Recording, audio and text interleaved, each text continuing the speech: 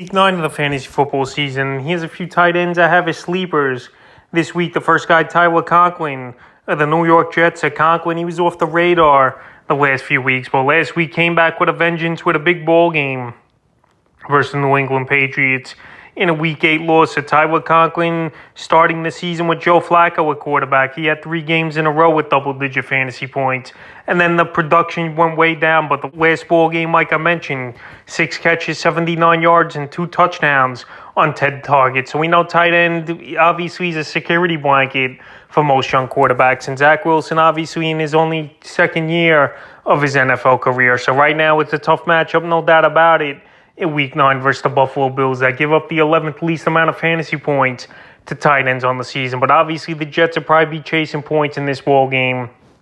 Buffalo Bills are a powerhouse team and possibly the best team in the league this season here. So Tyler Conklin, like I said, he's been a playmaker early in the year with this Jet team. Then he tailed off for 3 or 4 weeks. And then last week, Garrett Wilson as well got things going. So this week here could be more of the same. Obviously, with Breece Hall out for the season, this Jet team's going to have to throw the football a little bit more. And maybe Conklin could find the end zone again. And he's available right now in 77% of fantasy leagues. The next tight end I have is a sleeper this week here.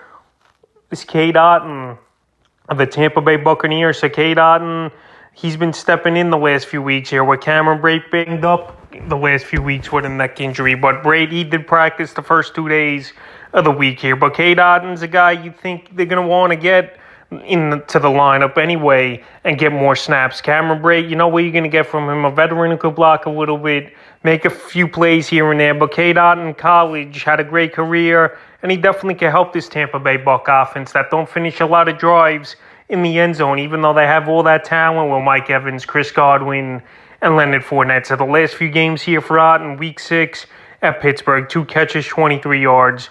Week 7 at Carolina, 4 catches, 64 yards.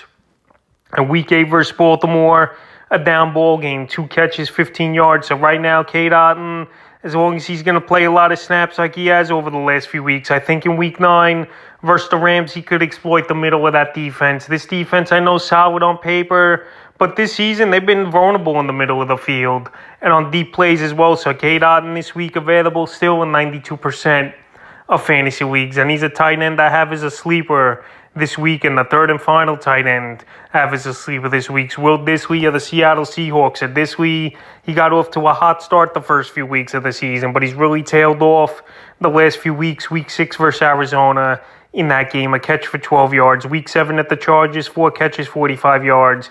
And Week 8 versus the Giants, 2 catches, 12 yards. But right here, Week 9, going back to the mill one more time at Arizona, that gives up the second most fantasy points to tight ends on the season. So I know, like I said, he only had 2.20 fantasy points versus Arizona a few weeks ago in Week 6. But right here, Week 9, indoor game in Arizona, big ball game for Seattle, obviously, trying to stay pace and in first place in that NFC West here.